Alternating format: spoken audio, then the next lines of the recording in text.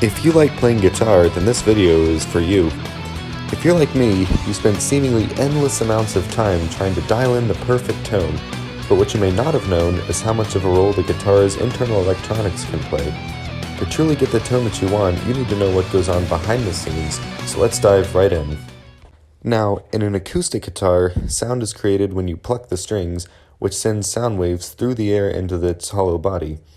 They bounce around and reverberate inside the body, which increases their volume, and then they come back out the sound hole towards your ears. Electric guitars, on the other hand, are a bit different, and by a bit, I mean very. Instead of having a hollow body for the sound to reverberate in, the vast majority of electric guitars have these little things under the strings called pickups, which are basically magnets wrapped in coils of copper wire.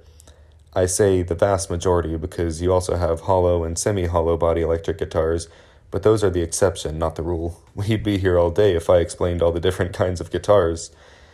Anyway, when the string vibrates near the pickups, it creates an electric current that travels through the coils and into a separate cable in a process called electromagnetic induction. This cable then carries the current out the guitar and into an amplifier, which converts the incoming electrical signal into sound energy that travels to your ears.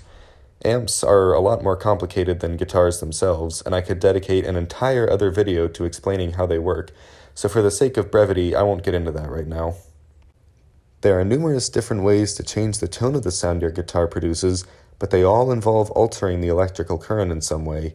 Nearly all guitars have potentiometers, knobs that control the amount of current flowing through them, to filter out certain frequencies, giving the guitar either a brighter, sharper sound, filtering out low frequencies and leaving the highs, or a warmer, darker sound, filtering out highs and leaving the lows. You can also use effects pedals in between the guitar and the amp, or even the controls on the amp itself, to really fine-tune the sound that you want.